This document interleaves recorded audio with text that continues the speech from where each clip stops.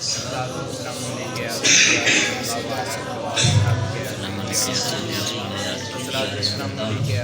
آلك وأصحابك يا سيدي يا حبيب الله الصلاة والسلام عليك يا رحمة للعالمين وعلى آلك وأصحابك يا سيدي يا خاتم النبيين. خالق کائنات کی حمد و ثنا اور اس کے حبیب مکرم کی بارگاہ میں درود و سلام کے کروڑہ نذرانے پیش کرنے کے بعد میرے محترم سامعین، آج کے درس قرآن کا عنوان فلسفہ معراج النبی ہے، اور مجھے قبلہ قاری طیب علیہ سلطان صاحب نے حکم فرمایا ہے کہ آپ نے فلسفہ ہی پڑھنا ہے، واقعے کو میں بالکل ٹچ نہیں کروں گا۔ اس لیے میں نے قرآن کی وہ آیت نہیں پڑھی جس میں خالق کائنات نے واقعہ معراج کو اور سفر معراج کو بیان کیا ہے، بلکہ میں نے تیسرے پارے کی ابتدائی آیات آپ احباب کے سامنے تلاوت کی ہے۔ میرے خالق ارشاد فرما رہے ہیں تلک الرسل فضلنا بعضهم علی بعض، یہ رسول ہیں اور ان میں سے ہم نے بعض کو بعض پر فضیلت عطا کی ہے۔ تقریباً 8:05 کے تلاوت کلام پاک سے محفل کا آغاز ہوا ہے، اور اس وقت آج پر 8:38 ہو چکے ہیں۔ تقریباً 25 سے 27 منٹ کے اندر اندر میں اپنی گفتگو کو تمام کر دوں گا، تاکہ جو دعا کا مقررہ وقت ہے اس وقت ہماری دعا ہو جائے۔ اس لیے کوشش کیجئے گا کہ یہ جو 25 سے 27 منٹ ہیں یہ صرف مجھے دے دیں اور صرف میری بات کو سنیں۔ یہ درس قرآن ہے اور قرآن سمجھایا جا رہا ہے، اور جب قرآن سمجھایا جا رہا ہو تو پھر اللہ کا یہ کلام ہے، اپنے کلام کی طرف توجہ نہیں ہونی چاہیے، اس کے کلام کی طرف توجہ ہونی چاہیے۔ اس لیے یہ وعدہ میرے ساتھ کیجئے گا کہ توجہ صرف میری طرف رکھیں، اور میں کوشش کروں گا کہ جو وقت میں نے آپ احباب کے ساتھ مختص کیا ہے اس کے اندر رہتے ہوئے بات آپ تک پہنچاؤں اور گفتگو کو سمیٹ کے آپ سے اجازت لے لوں۔ خالق ارشاد فرما رہا ہے یہ رسول ہیں اور ان میں سے ہم نے بعض کو بعض پر فضیلت عطا کی ہے۔ جہاں تک منصب نبوت کا تعلق ہے، خالق کائنات نے 1.25 لاکھ انبیاء کو نبوت ایک جیسی عطا کی۔ جیسی نبوت آدم علیہ السلام کو ملی ویسی حضرت نوح کو ملی، جیسی نبوت نوح علیہ السلام کو ملی ویسی حضرت ابراہیم کو ملی، جیسی نبوت حضرت ابراہیم کو ملی ویسی نبوت حضرت عیسیٰ کو ملی۔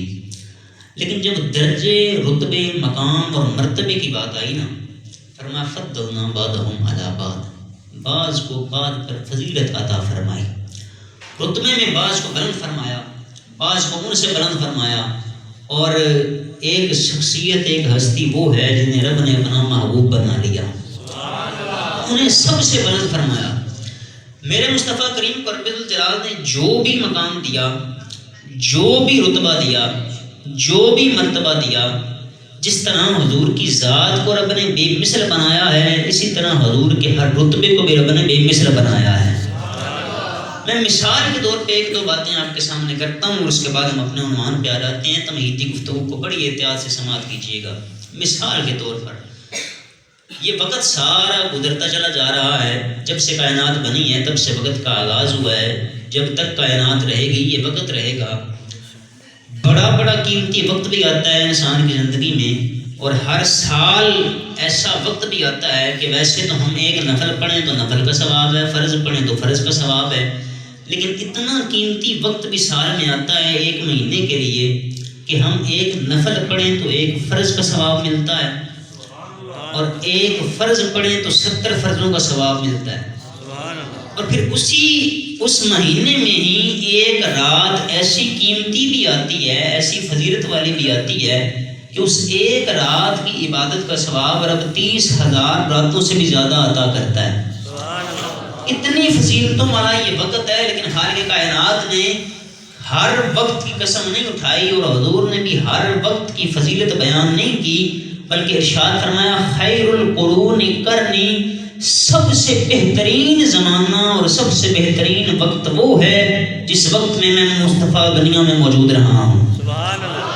اتنا قیمتی وقت ہونے کے باوجود، وقت کی اتنی قدر و قیمت ہونے کے باوجود، آقا علیہ السلام نے اس وقت کو سب سے بہترین قرار دیا ہے۔ اس وقت میں 2 جہاں کے تاجدار دنیا میں تشریف فرما ہوئے، خالق کائنات نے بھی اسی وقت کی قسم اٹھائی، فرمایا والعصر، محبوب اس زمانے کی قسم جس وقت آپ دنیا میں موجود تھے۔ کائنات میں بڑی بڑی تقدس مآب ہستیاں موجود ہیں، بڑی بڑی عفت مآب بیویاں موجود ہیں، لیکن خالق کائنات نے ازواج رسول کے متعلق ارشاد فرمایا یا نساء النبی لستن کاحد من النساء، اے وہ تقدس مآب بیویوں جو مصطفیٰ کریم کے نکاح میں آ گئی ہو، تمہارے جیسی کائنات میں کوئی عورت نہیں ہے۔ یا الہی ماجرا کیا ہے؟ یہ ایک گھر میں دو بچیاں پیدا ہوئیں، ایک کا نام ہے عائشہ صدیقہ، ایک کا نام ہے اسماء بنت ابی بکر، دونوں کا قبیلہ ایک ہے، دونوں کی پرورش ایک گھر میں ہوئی ہے، دونوں کا باپ ایک ہے، یہ دونوں ایک جیسی نہیں، ماجرا کیا ہے؟ فرمایا وجہ یہ ہے عائشہ مصطفیٰ کے نکاح میں ہو گئی ہے، کائنات میں ساری عورتوں سے بلند و بالا ہو گئی ہے۔ تو نسبت مصطفیٰ جس چیز کو مل جاتی ہے وہ بے مثل و بے مثال ہو جاتی ہے۔ اگر حضور کی نسبت وقت کو مل جائے، وقت بڑا بے باکمال ہو جاتا ہے۔ یہ نسبت کسی زوجہ کو مل جائے، کسی بی بی کو مل جائے، اس جیسی بی بی کائنات میں کوئی نہیں رہتی۔ اچھا بڑی توجہ فرمانا احباب، مصطفیٰ کریم کو رب نے جو بھی عطا کیا بے مثل و بے مثال عطا کیا، جو بھی عطا کیا بے مثل و بے مثال عطا کیا، یہاں تک کہ معجزات کی بھی باری آئی نا، آدم علیہ السلام سے لے کے حضرت عیسیٰ تک 1.25 لاکھ انبیاء کو علیحدہ علیحدہ جو معجزے رب نے عطا کیے تھے نا، وہ سارے اکٹھے کر کے اور بھی بہت زیادہ مصطفیٰ کریم کے جھولی میں ڈال دیے۔ یہ تو محبوب ہے، تو حضور کو رب نے جو بھی دیا بے مثل و بے مثال عطا کیا۔ اب آج کی ہماری جو بزم کا عنوان ہے وہ ہے فلسفہ معراج۔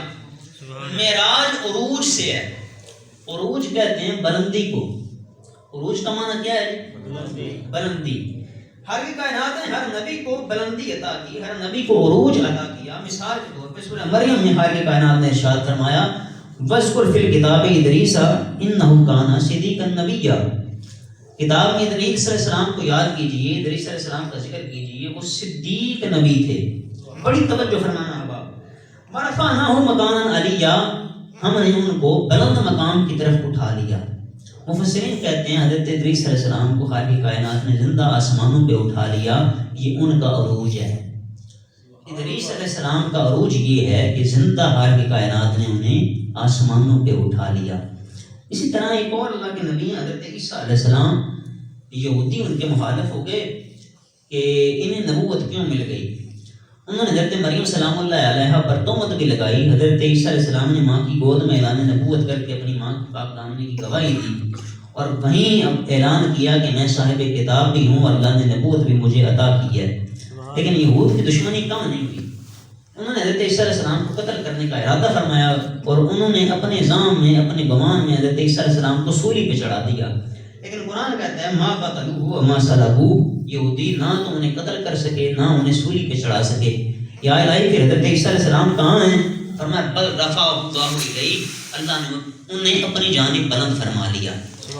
عیسیٰ علیہ السلام کو بھی رب نے زندہ آسمانوں پہ اٹھا لیا، یہ ان کا عروج ہے۔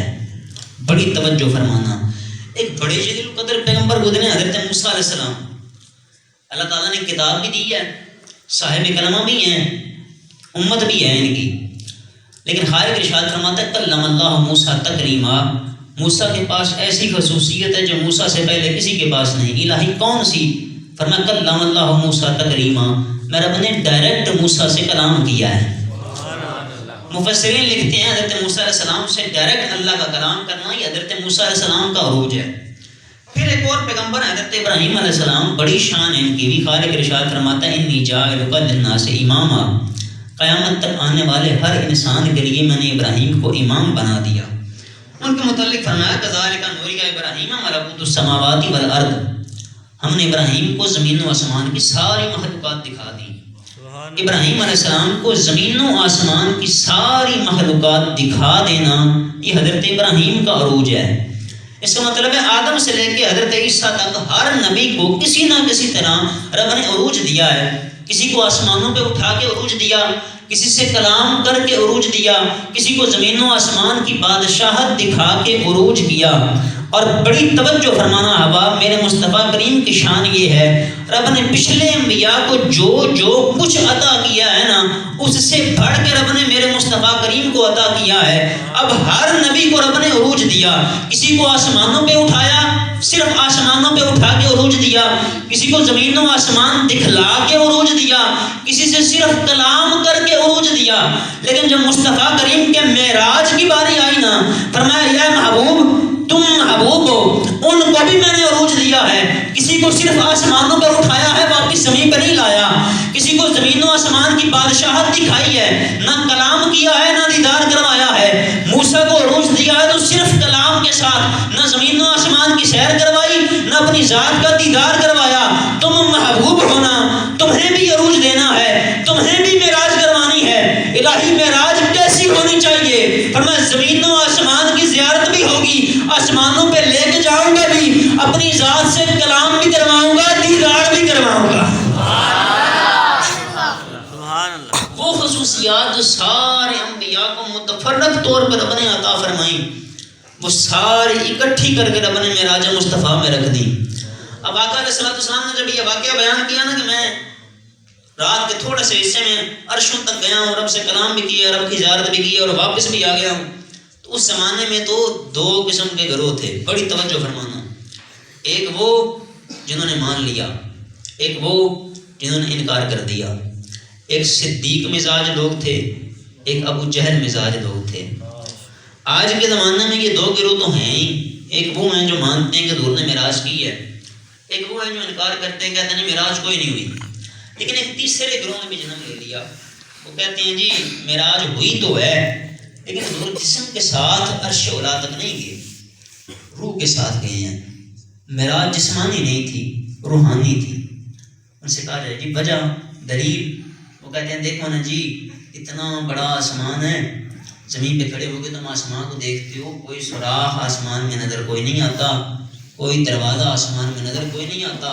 تم کہتے ہو پہلا آسمان بھی کراس کر لیا، دوسرا آسمان بھی کراس کر لیا، تیسرا بھی، چوتھا بھی، پانچواں، چھٹا، ساتواں، ساتوں آسمانوں سے اوپر چلے گئے، آسمان میں دروازہ نظر کوئی نہیں آتا، شگاف آسمان میں ہے کوئی نہیں، یہ جسم آسمان سے گزرا کیسے؟ چلو وہ تو پھر بعد کی بات ہے۔ کہتے ہیں جی یہ زمین میں گریویٹیشنل فورس ہوتی ہے، زمین ہر چیز کو اپنی جانب کھینچتی ہے۔ یہ موبائل یہاں سے چھوڑیں گے تو نیچے زمین پہ گرے گا، کیونکہ زمین اس کو اپنی جانب کھینچ رہی ہے۔ زمین کی گریویٹیشنل فورس اتنی زیادہ ہے کہ کسی بھی چیز کو اپنے سے باہر جانے ہی نہیں دیتی، کھینچ لیتی ہے۔ اور اگر کوئی چیز زمین کے مدار سے باہر چلی بھی جائے تو زمین سے اوپر تو جناب ہوا ہی کوئی نہیں، خلا ہے۔ انسانی جسم کو زندہ رہنے کے لیے سانس لینے کی ضرورت ہوتی ہے، آکسیجن کی ضرورت ہوتی ہے۔ جب ہوا سے نکلے ہیں اوپر خلا میں گئے ہیں تو پھر سانس کیسے لی تھی، آکسیجن کیسے ملی تھی؟ اس لیے یہ جو معراج تھا یہ جسمانی نہیں تھا، حضور کی روح گئی ہے۔ بڑی توجہ فرمانا، درس قرآن میں بیٹھے ہو، قرآن سے ہی جواب دوں گا، بڑی توجہ فرمانا۔ اعتراض پہلے سمجھ لیجئے، اگر اعتراض ذہن میں ہوا پھر جواب کا لطف آئے گا۔ کہتے ہیں جی آسمان میں رستہ ہے کوئی نہیں، کیسے گئے؟ آسمان میں دروازہ ہے کوئی نہیں، کیسے گئے؟ چلو زمین سے جب اوپر اٹھے تو زمین پہ تو ہوا ہے، آکسیجن ہے، سانس لی جا سکتی ہے، لیکن جب اس ہوا کے مدار سے اوپر نکلے ہیں، خلا میں گئے ہیں، تو خلا میں تو آکسیجن ہوتی کوئی نہیں، سانس نہیں لیا جا سکتا، انسانی جسم خلا میں زندہ رہ ہی نہیں سکتا۔ آپ نے اکثر دیکھا ہوگا یہ جو خلا میں جاتے ہیں ہمارے سائنسدان، یہ خاص قسم کا لباس پہن کے جاتے ہیں۔ وہ لباس اگر بندے نے نہ پہنا ہو اور ہوا سے نکل کے خلا میں چلا جائے، تھوڑی دیر میں ہی انسان کا جسم پھٹ جاتا ہے۔ انسان کے لیے ہوا سے باہر خلا میں زندہ رہنا ممکن نہیں۔ وہ کہتے ہیں جی آج جدید دور نے ترقی کی ہے، انسان خلا میں جانے کے قابل ہوا ہے۔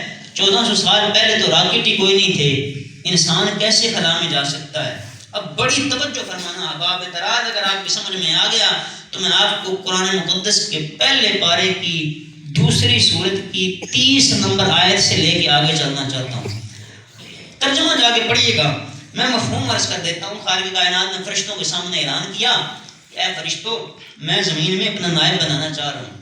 فرشتوں نے کہا اے الہی زمین میں اسے بھیجے گا اور زمین پہ جا کے فساد کرے گا، فرمایا انی اعلم ما لا تعلمون، جو میں جانتا ہوں تم نہیں جانتے۔ آدم علیہ السلام کو اللہ تعالیٰ نے تخلیق کیا۔ آدم علیہ السلام کو تخلیق کر کے خالق کائنات نے آدم علیہ السلام کو کچھ اسماء کا علم عطا کر کے فرشتوں کے سامنے پیش کیا اور کہا کہ فرشتوں مجھے ان چیزوں کے نام بتاؤ۔ فرشتوں نے اس کی الہی تو نے جو سکھایا ہم تو وہی جانتے ہیں، اس کے علاوہ ہمیں اور کچھ علم نہیں۔ فرمایا آدم تم ان چیزوں کے نام بتاؤ۔ آدم علیہ السلام نے ان چیزوں کے نام بتا دیے۔ خالق کائنات نے ارشاد فرمایا یا ملائکۃ اسجدوا لآدم، اے فرشتوں آدم علیہ السلام کو سجدہ کرو۔ قرآن کہتا ہے فسجد الملائکہ، سارے فرشتے سجدے میں گر گئے الا ابلیس، ایک اکڑ گیا، اس نے کہا میں سجدہ نہیں کروں گا۔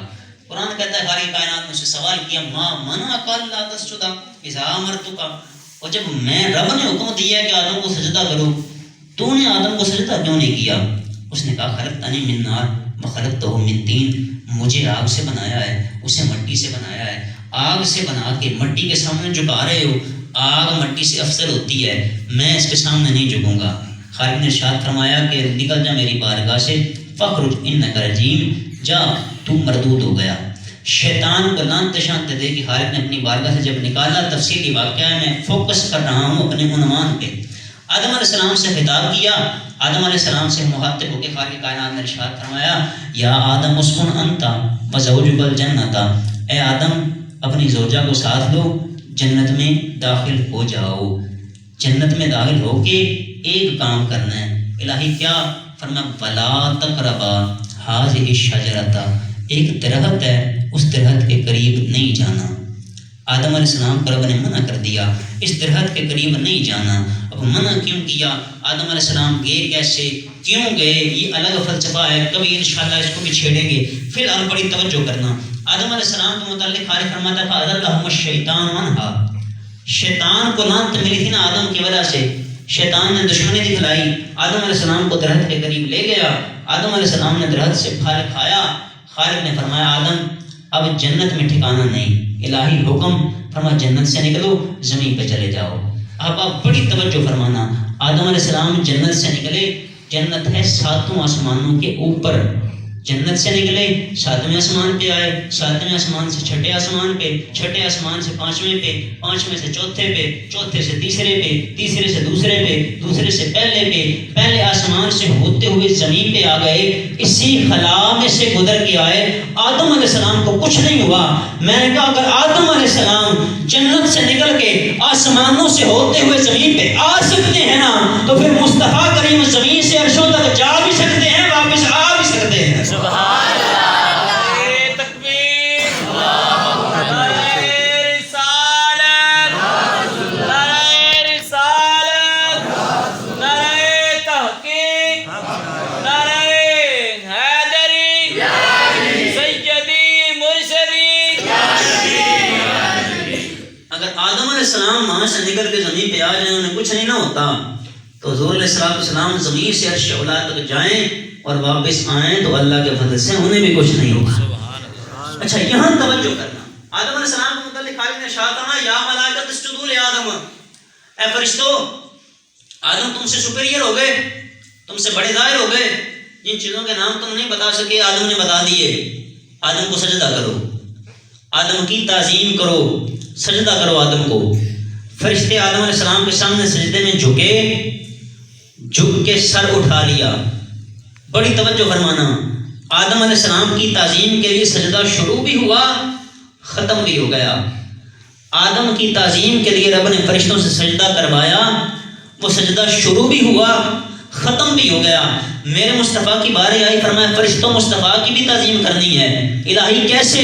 فرمایا ان اللہ و ملائکتہ یصلون علی النبی، فرشتوں درود پڑھو مصطفیٰ پہ۔ یارو سوچنے کی بات ہے، آدم کا سجدہ شروع ہو کے ختم بھی ہو گیا، آدم کی تعظیم شروع ہو کے ختم ہو گئی، مصطفیٰ پہ درود شروع ہوا ہے، قیامت تک ختم نہیں ہوگا۔ سوچو تو صحیح، جن کا سجدہ شروع ہو کے ختم ہو جائے وہ آدم آسمانوں سے زمین پہ آ سکتے ہیں، تو جس مصطفیٰ پہ فرشتے صبح شام درود پڑھتے ہیں، ماننا پڑے گا وہ عرشوں سے فرشوں سے عرشوں تک جا بھی سکتے ہیں، واپس آ بھی سکتے ہیں۔ اچھا پھر یہاں اعتراض ہوا، کہتے ہیں چلو جی مان لیتے ہیں جسم کے ساتھ گئے تو تھے، لیکن تم لوگ ایک اور بات کرتے ہو نا کہ رات کے تھوڑے سے حصے میں گئے ہیں، جب گئے تھے واپس آئے تو بستر بھی گرم تھا، پانی بھی چل رہا تھا، کنڈی بھی ہل رہی تھی۔ اتنی دور دیکھو آسمان ہے پہلا، پھر دوسرا، پھر تیسرا، 7 آسمان، سدرۃ المنتہا، پھر لامکاں کا سفر، جنت کے نظارے، دوزخ کے نظارے، فرشتوں سے ملاقات، انبیاء سے ملاقات، اتنا لمبا سفر اتنی جلدی کیسے کر لیا؟ میں کہا میں پھر قرآن پڑھ دیتا ہوں۔ سبحان اللہ۔ سورہ نمل میں حضرت سلیمان علیہ السلام کے ساتھ آپ کا یقیناً تعارف ہوگا، یہ وہ نبی ہیں جنہیں اللہ تعالیٰ نے پرندوں پہ بھی حکومت عطا کی تھی، جنوں پہ بھی حکومت عطا کی، ساری مخلوق کی حکومت رب نے انہیں عطا کی۔ انہیں ایک دن ہدہد نے آ کے بلقیس کے متعلق خبر دی، آپ نے خط لکھا، بلقیس کو اپنے دربار میں بلوایا۔ بلقیس آپ کے دربار میں آ رہی تھی، صرف خلاصہ دے رہا ہوں، سورہ نمل کا ترجمہ جا کے پڑھ لیجئے گا، یہ ہوم ورک ہے آپ کا۔ وہ آپ کے دربار میں آ رہی تھی، حضرت سلیمان علیہ السلام نے خطاب کیا اپنے درباریوں سے کہ بلقیس میرے پاس آ رہی ہے اور میرے دربار میں تھوڑی دیر میں وہ پہنچنے والی ہے، میں چاہتا ہوں اسے اسی کے تخت پہ بٹھا کے اس سے بات کروں۔ حضور کیا منشا آپ کی؟ فرمایا تم میں کوئی ہے جو اس کا تخت لے آئے؟ اچھا یہاں توجہ کرنا، یہ حضرت سلیمان علیہ السلام کا دربار لگا دمشق میں، یہ جو بلقیس ہے اس کا تعلق تھا یمن کے ساتھ، وہاں سے یہ چلی ہے یہاں تک آ رہی ہے، بڑی توجہ فرمانا، اس کا تخت بھی بہت بڑا تھا، مفسرین نے بڑی بڑی باتیں لکھی ہیں، بعض نے لکھا 80 ہاتھ لمبا، 80 گز لمبا، 40 گز چوڑا، میں اس تفصیل میں نہیں جاتا، میں قرآن کی زبان میں آپ حواب تک ایک بات پہنچاتا ہوں اور آگے بڑھ جاتا ہوں۔ قرآن کہتا ہے وَلَهَا عَرْشٌ عَظِيمٌ، اس کا تخت بہت بڑا تھا۔ اب جسے قرآن بڑا کہہ رہا ہے وہ کوئی چھوٹی سی شے تو ہو نہیں نہ سکتی، سوچ لو، اندازہ کر لو کتنا بڑا تھا۔ حضرت سلیمان علیہ السلام نے کہا کہ میں چاہتا ہوں اسے اس کے تخت پہ بٹھا کے اس سے بات کروں۔ حضور منشا، فرمایا تم میں کوئی ہے جو اس کا تخت لے آئے؟ قال عفریت من الجن، ایک جن کھڑا ہوا، اس نے کہا انا آتی کبھی، حضور میں لے آتا ہوں۔ فرمایا کتنی دیر لگاؤ گے؟ فرمایا قبل ان تقوم من مقامک، حضور آپ کا دربار لگا ہے، یہ دربار ختم ہونے سے پہلے تخت یہاں ہوگا۔ فرمایا بہ جا، بڑا جن بنا پھرتا ہے، مجھے اس سے جلدی چاہیے۔ جانتے تھے کوئی ہے میرے دربار میں جو اسے جلدی لا سکتا ہے۔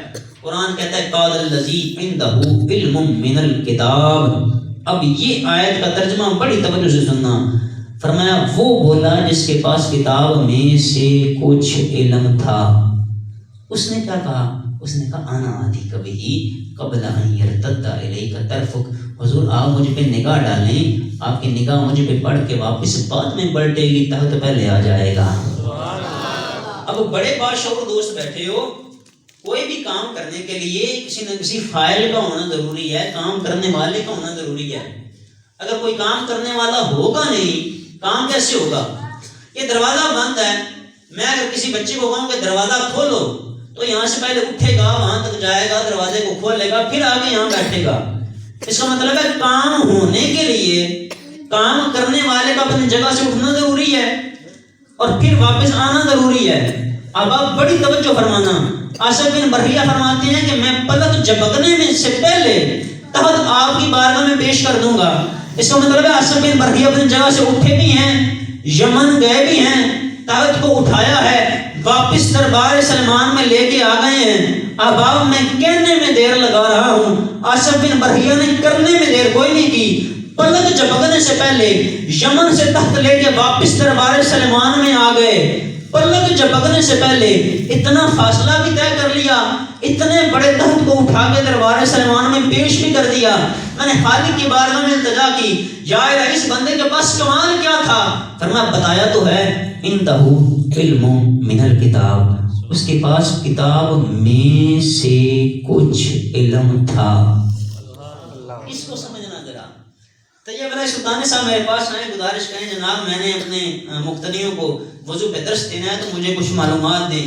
میں ان کے سامنے کنز الدقائق کی کتاب کھول کر رکھ دوں کہ جناب یہ پوری فقہ اس میں لکھی ہوئی ہے، اس میں غسل کے مسائل بھی ہیں، اس میں وضو کے مسائل بھی ہیں، اس میں نماز روزے کے مسائل بھی ہیں، اس میں عیدین کے مسائل بھی ہیں، اس میں نماز جنازہ کیسے پڑھنا ہے وہ بھی لکھا ہوا ہے، نکاح کیسے پڑھانا ہے وہ بھی لکھا ہوا ہے، طلاق کیسے ہوگی اس کو بھی لکھا ہوا ہے، خرید و فروخت کیسے کرنی ہے وہ بھی لکھا ہوا ہے، اگر کسی کو کہیں کوئی پڑی ہوئی چیز مل جائے اس کے مسائل کیا ہیں وہ بھی لکھا ہوا ہے، شکار کیسے کرنا ہے وہ بھی لکھا ہوا ہے، میراث کیسے تقسیم کرنی ہے وہ بھی لکھا ہوا ہے۔ A to Z ساری فقہ کی معلومات اس میں لکھی ہوئی ہے. آپ جس ٹاپک پہ درس دینا چاہتے ہیں اس میں سے لے لیں. یہ وہ تھوڑا سا جناب 5-10 منٹ کا مواد وہاں سے لکھیں, وضو کے مسائل ہی کر لو, وہ لکھ کے لا کے آپ کے سامنے بیان کر دیں. اب یہ جو کچھ انہوں نے کیا ہے نا, یہ کتاب میں سے لیا ہے, کتاب میں سے لیا ہے. ساری کتاب نہیں سنائی آپ کو, کتاب میں سے لیا ہے. اب آپ بڑی توجہ فرمانا. قرآن کہتا ہے آصف بن برحیہ کے پاس کتاب میں سے علم تھا. اس علم کا فیض دیکھو یہ ہے, پلک جھپکنے میں دمشق سے چلتے ہیں, یمن پہنچتے ہیں, تخت کو اٹھاتے ہیں, واپس آ جاتے ہیں. یار جس کے پاس کتاب میں سے کچھ علم ہو, اس کے پاس اللہ تعالیٰ کی دی ہوئی اتنی طاقت ہوتی ہے تو مصطفیٰ کی شان کے کیا کہنے. خالد ارشاد فرماتا ہے نزلنا علیک الکتاب, محبوبہ آصف بن برحیہ کے پاس کتاب میں سے کچھ علم تھا, آپ کو تو ہم نے سارے کتاب ہی عطا فرما دی ہے. اور سوچو تو صحیح, جس کے پاس کتاب میں سے علم ہو, اس کے پاس اتنی طاقت ہوتی ہے کہ پلک جھپکنے میں دمشق سے چل کر یمن پہنچ جاتا ہے, وہاں سے تخت اٹھا کے واپس آ جاتا ہے. تو سوچو جسے رب نے کتاب کا علم عطا کیا ہے, وہ پلک جھپکنے میں فرشوں سے عرش تک جا بھی سکتے ہیں, واپس آ بھی سکتے ہیں. پلک جھپکنے میں یہ سفر ہو سکتا ہے, کیوں نہیں ہو سکتا؟ قرآن کہتا ہے اگر آصف بن برحیہ پلک جھپکنے میں تخت لا سکتے ہیں نا, تو یہ امتی ہیں سلیمان علیہ السلام کے. اور شب معراج سلیمان علیہ السلام حضور کے سامنے پیچھے یوں ہاتھ باندھ کے کھڑے تھے. سوچو تو صحیح, جس پہ سلیمان کی نظر پڑے وہ پلک جھپکنے میں اتنا سفر طے کر لیتا ہے, تو شب معراج سلیمان جن کے مقتدی بن کے کھڑے ہیں انہیں رب نے کتنی طاقتیں عطا فرمائی. اچھا یہ سفر معراج ہوا کب؟ یہ حالات ذرا ذہن نشین کیجئے گا. 10 نبوی ہے, اعلان نبوت کے 10 سال بعد یہ سفر معراج ہوا, معراج کی سیر ہوئی. یہ وقت ایسا تھا, یہ زمانہ ایسا تھا کہ 2 شخصیات ایسی تھیں جو حضور علیہ السلام کو بڑی پیاری تھی. اور اس کی وجہ یہ تھی کہ جب حضور نے اعلان نبوت کیا نا, اعلان نبوت کرنے کے بعد مکے کے کافر حضور کے مخالف ہو گئے ہیں. وہ لوگ کہ جو صادق اور امین کے لقب سے یاد کرتے تھے وہ مخالف ہو گئے. وہ لوگ کہ جو حلف الفصول میں حضور علیہ السلام کو اپنا منصف بناتے تھے وہ مخالف ہو گئے. اب کہیں سے تانے ملتے ہیں شاعر کے, کہیں سے تانے ملتے ہیں مجنون کے. کوئی جناب پتھر مار رہا ہے, کوئی کمر پہ ہوجریاں رکھ رہا ہے, بوجھ رکھ رہا ہے, کوئی رستے میں کانٹے بچھا رہا ہے. لوگ ظلم کر رہے ہیں. اس نفسا نفسی کے دور میں, اس ظلم کے دور میں 2 شخصیات تھیں جن نے آقا علیہ السلام کو جنہوں نے بڑا سہارا دیا. ایک جناب ابی طالب کہ جو مکے کے کافروں کے سامنے سینہ تان کے کھڑے ہوتے تھے, اور سیدہ خدیجہ الکبریٰ سلام اللہ علیہا جو گھر پہ حضور کی ڈھارس مند آتی تھیں, حوصلہ افزائی کیا کرتی تھی. آقا علیہ السلام نے 10 سال اعلان نبوت کے بعد جب یہ وقت آیا نا, تو حضرت خدیجہ الکبریٰ اور جناب ابی طالب دونوں کا وصال ایک ہی سال میں ہو گیا. دونوں داعی اجل کو لبیک کہہ گئے. اب ایک ہی سال میں 2 قریبی لوگ ساتھ چھوڑ جائیں, کیا گزرتی ہے بندے پہ. اس کے بعد آقا علیہ السلام نے طائف کی طرف سفر کیا, انہیں دعوت حق دی, دعوت توحید دی, لیکن انہوں نے جو سلوک کیا بتانے کی ضرورت نہیں ہے, بچہ بچہ جانتا ہے, کتابوں میں لکھا ہوا ہے. انہوں نے پتھر مارے. آقا علیہ السلام انہیں جہنم سے نکال کے جنت کی طرف بلا رہے تھے, گمراہی سے نکال کے ہدایت کی طرف بلا رہے تھے, لیکن انہوں نے جو سلوک کیا بڑا درد مندانہ تھا. اب بڑی توجہ فرمانا. 1 سال میں اتنے دکھ ملے, کوئی تو ہونا چاہیے تھا نا تسلی دینے کے لیے. آج اگر کسی کا کوئی پیارا بچھڑ جائے, کوئی چودھری آگے تسلی دے نا, بندے کو تھوڑا حوصلہ ہو جاتا ہے یار چودھری میرے غم میں شریک ہے. ایم این اے کسی کو آگے تسلی دے دے, بندے کو تھوڑا سہارا ہو جاتا ہے کہ یار ایم این اے میرے غم میں شریک ہے. آقا علیہ السلام کی 2 قریبی ہستیوں کی وفات ہوئی 1 ہی سال میں, جناب ابی طالب کی بھی, سیدہ خدیجہ الکبریٰ کی بھی. خالق کائنات نے فرمایا محبوبہ بے شک وہ بکر پاس ہیں حوصلہ دینے کے لیے, بے شک عمر فاروق ہیں حوصلہ دینے کے لیے, بے شک عثمان غنی علی المرتضیٰ حوصلہ دینے کے لیے ہیں, لیکن تو محبوب ہے نا, تیرا پروٹوکول ہی بکھرا ہے. عرش پہ آ جا, میں تجھے اپنی بادشاہت بھی دکھاتا ہوں, میرا دیدار بھی کر جا. احباب بڑی توجہ فرمانا، ہری بات سنو، گفتگو کو سمیٹتا ہوں اسی بات پہ. ایک صوفی نے بڑی پیاری بات کی. اس نے یہ جو واقعہ معراج کیوں ہوا اس کا نچوڑ نکال کے رکھ دیا. وہ کہتا ہے جب زلیخا فریفتہ ہوئی تھی نا حضرت یوسف علیہ السلام پہ، بڑی توجہ فرمانا، آخری بات ہے اسی پہ مائک چھوڑ دوں گا. فریفتہ ہوئی حضرت یوسف پہ زلیخا، تو زلیخا کے ساتھیوں نے کہا کہ ایک غلام پہ مر مٹی ہے، دکھا تو صحیح اس کے جلوے کیسے ہیں، کیسا حسین ہے پھر اس پہ تو مر مٹی ہے. تو ان کے اصرار پہ زلیخا نے حضرت یوسف علیہ السلام کو ان کے سامنے سے گزارا. زلیخا نے حضرت یوسف کو اس لیے ان کے سامنے سے گزارا کہ انہوں نے کہا تھا تو بادشاہ کی بیوی ہو کے ایک غلام پہ مر مٹی ہے، دکھا تو صحیح ہے وہ کون. فرشتوں نے بھی سن رکھا تھا نا، حال نے ارشاد فرمایا ہے کہ میں چھپا ہوا خزانہ تھا، میں نے چاہا کہ میں پہچانا جاؤں اور میں نے نور مصطفیٰ کو تحریک کیا، پھر کائنات کی ہر شے میں نے اسی نور کے لیے بنائی ہے.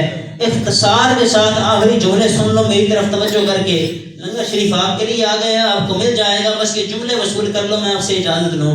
خالق کائنات نے ہر شے جس محبوب کے لیے تحریک فرمائی، فرشتوں نے عرض کی ہوگی نا یا الہی تو نے ارشاد فرمایا کہ سارا کچھ تحریک کیا ہے فقط ایک محبوب کے لیے، ہمیں بھی تو جلوے دکھانا، تیرا محبوب ہے کیسا. تو خالق کائنات نے مصطفیٰ کریم کو معراج پہ بلایا، اے محبوب معراج پہ آؤ، فرشتے تمہارا دیدار کر لیں تو میرا دیدار کر لیں.